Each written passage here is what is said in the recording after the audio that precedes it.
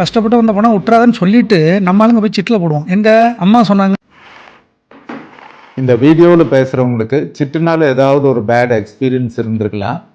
ஆனால் இதுதான் நிஜம்னா கேட்டிங்கன்னா கண்டிப்பாக அது இல்லை. இந்த 5 விஷயத்தை பார்த்து இன்வெஸ்ட் பண்ணுங்கள். 5வது விஷயம் ரொம்ப இம்பார்ட்டன்ட். ஜாயின் பண்ண போகிற சிட் கம்பெனி எத்தனை வருஷமாக நடந்துட்டு இருக்குதுன்னு பாருங்கள். ஒரு பிரைவேட் லிமிடெட் கம்பெனியாக இருந்ததுன்னா அந்த கம்பெனியோட பேலன்ஸ் ஷீட்டு, அசட்ஸ் அண்ட் லைபிலிட்டிஸு இதெல்லாம் நீங்கள் ஆன்லைன்லேயே கூட செக் பண்ணிக்க முடியும். சிட் ரெஜிஸ்ட்ரார்கிட்ட பிஎஸ்ஓ வாங்கி அந்த பிஎஸ்ஓ நம்பர் என்னன்னு கேட்டு தெரிஞ்சுட்டு அதுக்கு பின்னாடி அந்த குரூப்ல நீங்க ஜாயின் பண்ணுங்க. பிசிக்கலா ஒரு இடத்துல ஒரு ஆஃபீஸ் இருக்குதான்னு வெரிஃபை பண்ணுங்க.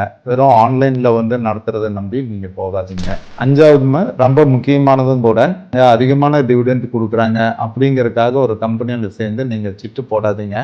டிவிடெண்ட்டுக்கு ஆசைப்பட்டு பிரின்சிபலை நம்ம விட்டுறக்கூடாது. பிரின்சிபல் சேஃபா இருக்கிற கம்பெனியில பார்த்து சிட்டு போடுங்க.